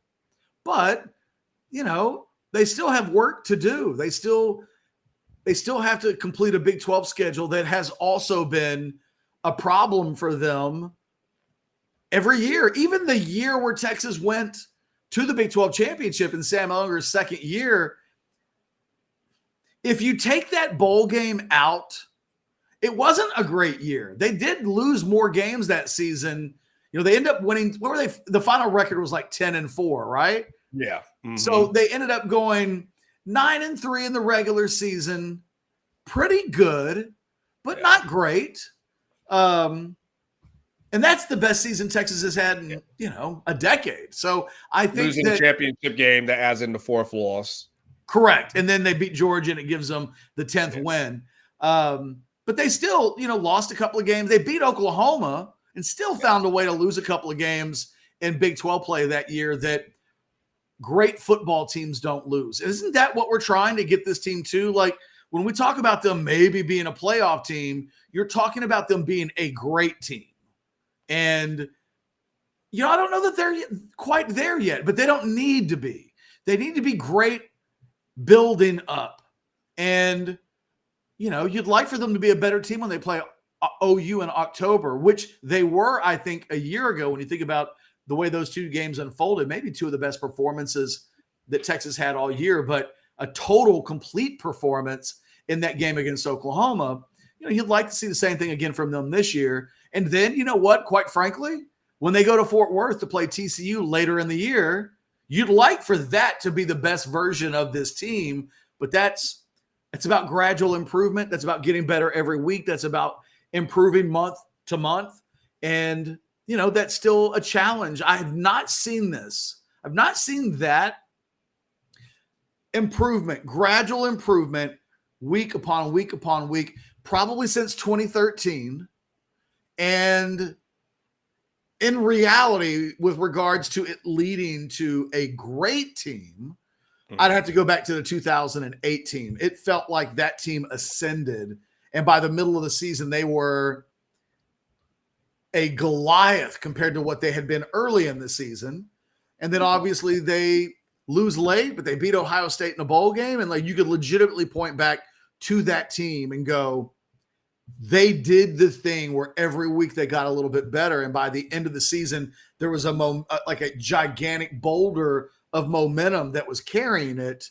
That's what Texas needs. That's what championship teams do. And I think that TCU was able to do it a year ago. I don't think anybody watched them in the first few weeks of September and were automatically convinced that they were that kind of team, but they got better. And by the time they got towards the end of the season, and Kansas State did this as well, you could see them getting better. You could see them improving to the point where at the end of the year, they could beat a TCU on a neutral field. I think it's not sexy stuff to talk about, hey, get better week by week. But I do think it's the thing, especially as I watch this team in August, clearly not hitting on all cylinders as a team. I mean, maybe the defense is just great, and I leave that possibility open. It's a possibility. But the offense hasn't just been clicking in such a way that you think they're definitely going to score 30 plus against Alabama. Like that, they're not that right now. So, we'll see how long it takes them to get to that level. I think for you, Ketch, though, I feel like the secret sauce in the conversation that you and I have, and I'd say it's secret because it's not so secret, is Quinn Ewers, right? I feel like for you, I feel like if I tell you, hey, I think this defense is going to be better, you're going to say, well, how did Quinn do? I feel like if I say the secondary is going to look good and Ryan Watts and Jalen Catalong are going to do well, your question will be, yeah, but what does Quinn look like? I feel like no matter if I would say, hey, the running backs are going to have a good season, you'll say, yeah, the running backs had a good season last year. It's good. I still want to know where Quinn is at, right? So that isn't that kind of for you. It kind of starts and ends with this when we start talking about the season being 12 days away. Doesn't that just for you, you're staying consistent with if Quinn Ewers is, and we have to define what, good to great. Like, I don't know what our definitions would be. And you and I, with such word particulars, like, so I don't know if he needs to be good. I don't know if he needs to be great. But what is he on a 10? Okay. On a 10-point scale, let me break it out for you, okay? Okay. 5 is average. Okay. 6 is slightly above average. 7 is a very good quarterback, but honorable mention all Big 12. Not very, he's good, but he's not elite. Let's say an 8 is first team all Big 12. Let's say 9 is an All-American. And let's say 10 is you get your number retired. That's Vince Young. That's 10's VY. 10's correct. VY. So where do we think on that 5 to 10? He's certainly a 5. So how high above 5 is he really at this point? That certifiably, no doubt about it. Is he, or does he need to be? Both. I mean, he needs to be at least an 8. Yes, I will start there. He's got to be first team Big 12, all Big 12 in order for anything to work. So, where do we think he is right now based on the season he had a year ago, based on the body of work in this offseason, but certainly including the 3 weeks of practice? I think the first practice was 19 days ago. Didn't they started practice on a Wednesday, right? Wednesday the 2nd. So they're not quite 3 weeks into practice, but like, where do we think he is on that scale right now? I mean, I would put him at a 7 is where I think he is. Probably very good. Not particularly, not all Big 12 level at this moment. Because, you just got to go into a little bit. Like, we can't ignore that, there have been turnovers, and that may not all be attributed to him, right? We know there's other things that go in, receivers running the wrong route, like things to that effect. But I think he's been very good. I think he's good enough I think 7 gets you the blessing of Sarkisian. Like we've talked about how Sark has had quarterbacks in the past that haven't had his blessing here at Texas. 7 has kind of got him the blessing portion of it. So I think 7 is very good. I think ultimately, though, he needs to be at an 8 for the team to achieve everything. But for right now, I put him at very good. I think very good, which is I think is better than last year, right? That's progress where, last year you might have been somewhere in the 5 to 6 range. And I think for me, he's at least at a 7 at this moment.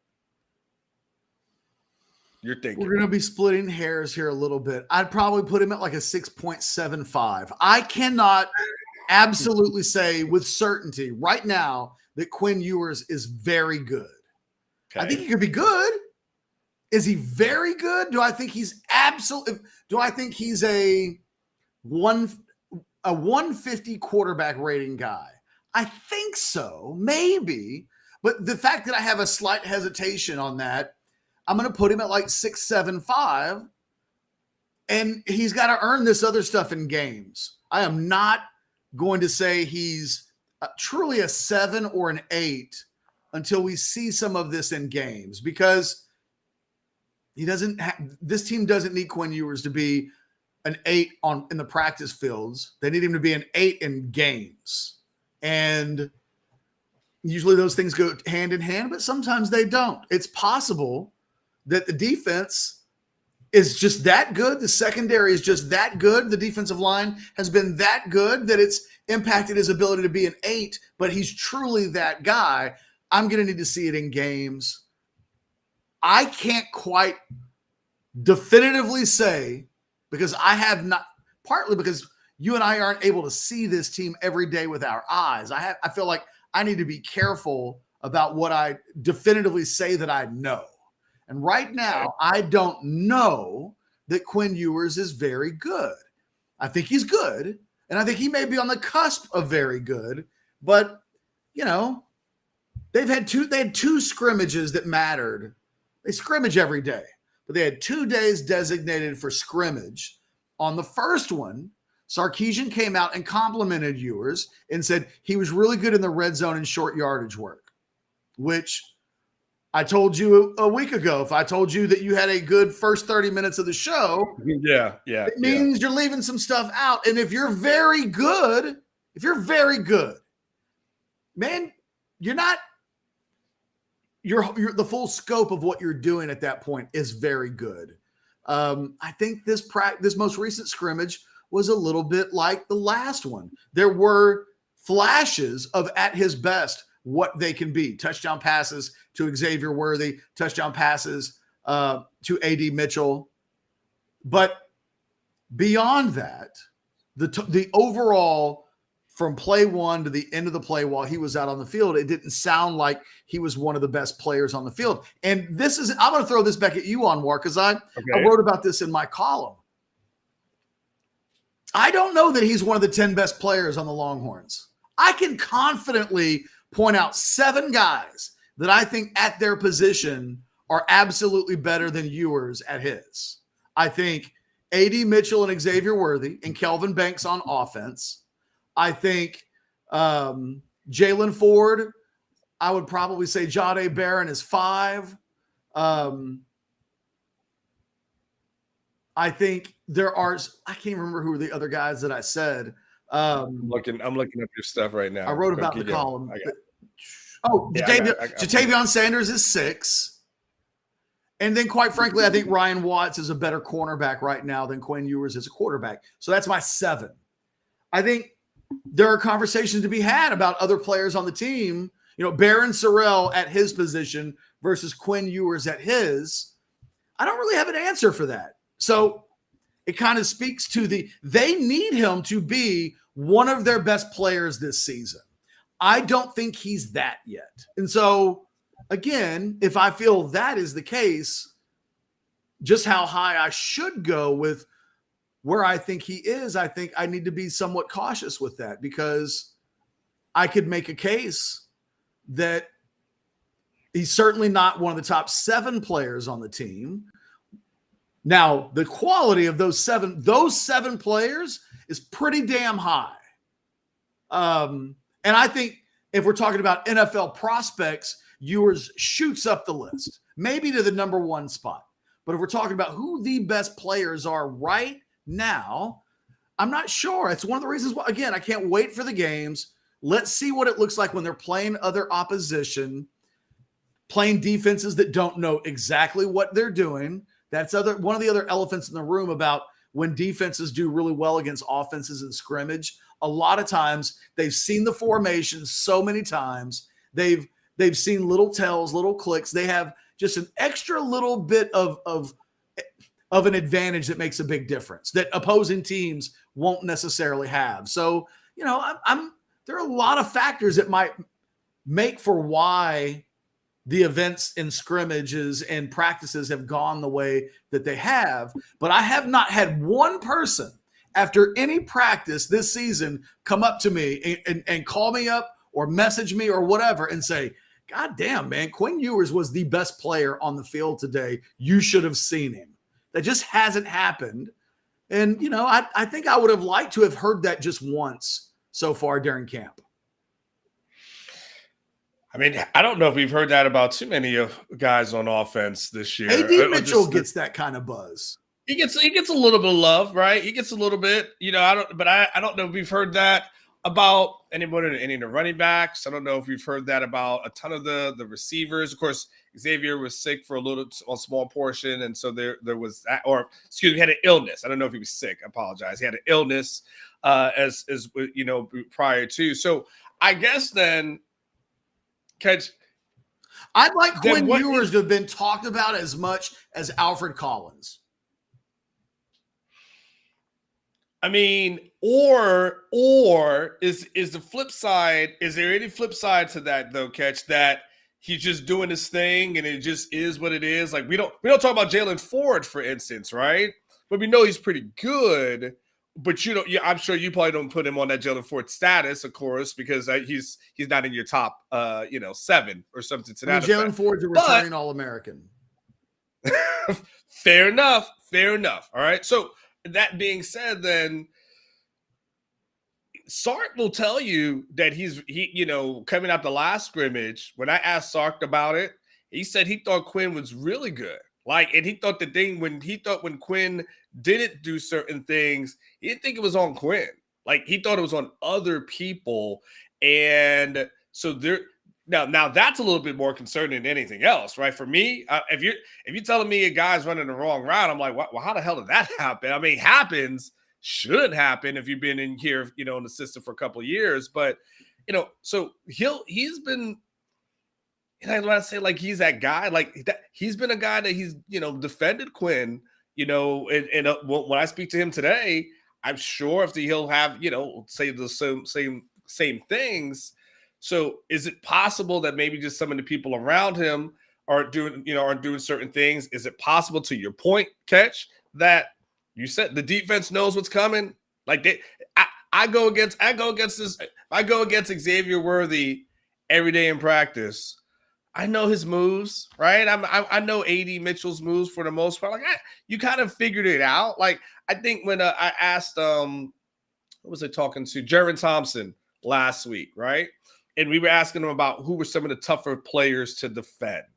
And he had said, honestly, it's the veteran guys because they a little bit know a little bit more what they're doing, more so than like the young guys. So it's possible, Ketch, that we don't hear a lot about Quinn because these guys know exactly what some of these other guys are doing. The defense knows what's coming, and it's possible that he is having a good camp. It just how it's set up doesn't necessarily help you highlight any of that, if that makes sense. I'm sure he's having a good camp, but that's not what we're talking about. We're talking about, is he a 7 or an 8 or beyond that? And I don't think he's performed at a level in camp, a good camp, but a good camp doesn't make you a very good quarterback. It means you had a good camp. It's camp. So there are hundreds of possibilities. What I will say is this. When in 2018, when they did go play for a Big 12 championship, we sure as hell heard a lot about Sam Ehlinger in the build-up to that season.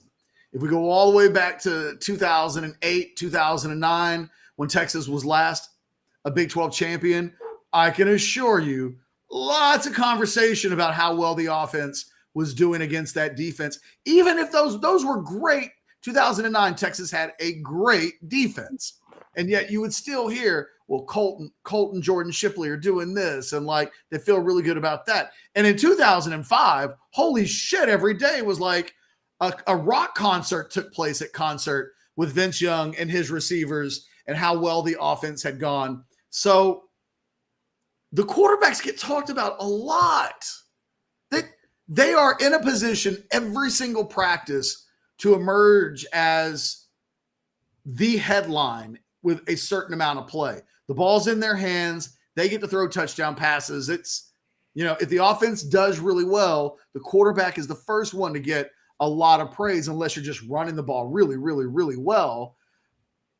I'm not saying that Quinn's having a bad camp. That's not what I'm saying. I will concede he's almost certainly having a good camp. And you have to take Sarkisian's words about Quinn with a little bit of a grain of salt because he's in the job of building him up right now. And the last thing he wants to do publicly is plant seeds of doubt. So I think he's going to be very protective of his quarterback, framing Quinn in a way that exudes confidence. I mean, it would be dangerous and scary if it went the other way around with 12 days to the season opener. I expect, he was exuding confidence with Hudson Card 2 seasons ago, right up until the point where he just decided to never play him again. So, I want to be careful in saying, like, I don't know. I have questions. It's a Monday overreaction show. We do things like ask questions and wonder what things mean. We won't know until the games start. We might be 2 weeks into the season and we might say practice. You know what? It turns out the defense forged him into iron, and it was really good for his development to be tested. And I believe that to be true, that the defense testing him in August, maybe the defense other than Alabama is the best he'll see at any point this season, which means the games are easier than practice. I still think Quinn Ewers is going to throw for nearly 4,000 yards or more. I think he's going to have statistically a very good season. Does it reach an 8 level? I don't know. Can you be an no, catch. Can you be anything less than an 8 if you throw for 4,000 yards and your team wins and you're predicting 9 wins and them going to the Big 12 championship game like that? That sounds like an 8 and none easily. What was Kansas State's quarterback last year? I wouldn't call him an 8. They won the conference title. I mean, we're close. We're in neighborhoods, but I won't, there are, my biggest fear with Quinn isn't every game at Texas. My biggest fear with Quinn is in the biggest, toughest games. How will he react when pressure is in his face? Will his mechanics go sloppy? Will he throw a good deep ball? Sounds like he threw a hell of a deep ball on Saturday. Can he consistently do that? Those have been trouble areas for him since high school. And part of the problem with Quinn is that I think too many people have been telling him he's great for too long before he's ever been great. He's a guy in high school that I would say, look, I think he's a 5-star prospect. I think at times he's incredible, but when pressure's in his face, his mechanics get sloppy. He doesn't always throw the deep ball well. We're getting ready to enter his 3rd year in college, and these are still things that are question marks. He's not yet great, but we've talked about him before he was ever actually good in terms and in framing that doesn't realistically look at the developmental process that a quarterback has to go through. Colt McCoy was a great player at Texas, but the season before he was a great player, in 2008, he was great. In 2007, he turned the ball over 20 times. He threw 18 interceptions that season, but the team went 9-3 and actually won its bowl game and won 10 games. But Colt McCoy wasn't an 8 that season, and the team won 10. And he turned the ball over too much, and he entered his 3rd season, which was technically his 4th, as a guy that Texas fans had. The year that Colt McCoy becomes a Heisman finalist, going into that season, Texas fans weren't sure if he was an 8, let alone a 9 or a 9.5 or a 10. They didn't know if he was an 8. Some people didn't believe he was a 7. I think we have to respect the fact that it's just a process, and that if he's not in a place today, it doesn't mean that he won't be there in 6 weeks or in 6 games, but it is part of the maturation process for really good to great quarterbacks. It almost always takes time. And I don't know that Quinn Ewers' developmental schedule is in line exactly with what the expectations are this season. Okay. We'll see. I need you to do something for me, Ketch.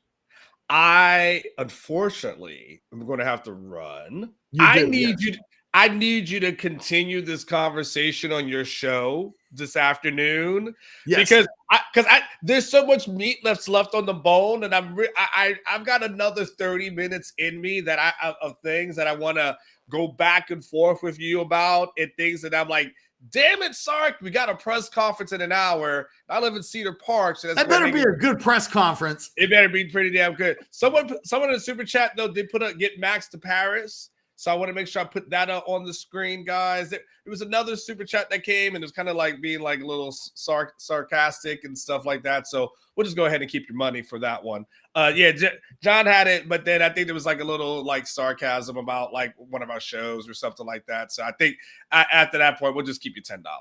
Wow, no. Yes, that's what I was going to say. It was sarcastic, so I think I don't think it was. I don't know if it was sarcastic, but the answer is no. Yeah, we're moving on. People, you know what I've learned in this stuff though, Ketch? People like drama, and they like to create drama where you and I aren't trying to create drama, but it's like, ooh, and it's like, dude, life happens. So, all right, Ketch. I think it's amazing, Anwar, that I said that people think I sound crazy. That having a slight touch of the break with regards to where things stand today, I missed. It's like, what have they seen that makes them know? They've seen nothing. They've seen nothing. In reality, last year, Quinn was a roller coaster of a player. There were incredible highs, and there were some loop-de-loops. And Sarkisian has even gone out and said that at times last year, they quit on the passing game because they couldn't trust it. That's what he said.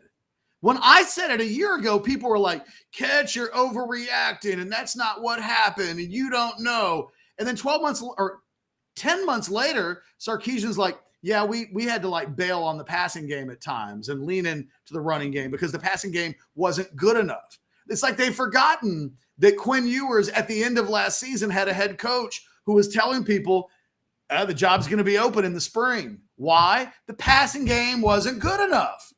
Nothing that's happening in practice right now suggests that the passing game is the best part of the Texas team. They're not constantly going out with all of the talent that they have. They're not just waxing that ass left and right.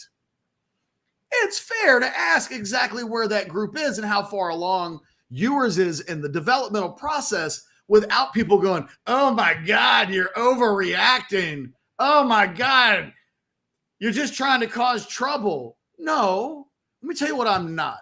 I'm not putting on a Texas Longhorn hat on my head, and I'm not feeding you sunshine left and right because you love it so much. What we do here is have real conversations. And the realest conversation about this Texas football team is how good is its quarterback play going to be this season? And if the only thing you have in your head is it's going to be awesome, of course, then you're a fan who's had way too much burnt orange Kool-Aid, doesn't remember last season well enough, and doesn't understand like the way football works, that there's a process involved. And I can't help you. I'm trying. But if you want to OD on the sunshine because somebody with orange on told you that everything was going to be great, ask yourself how long they've been telling you that. And when has it come true? Done.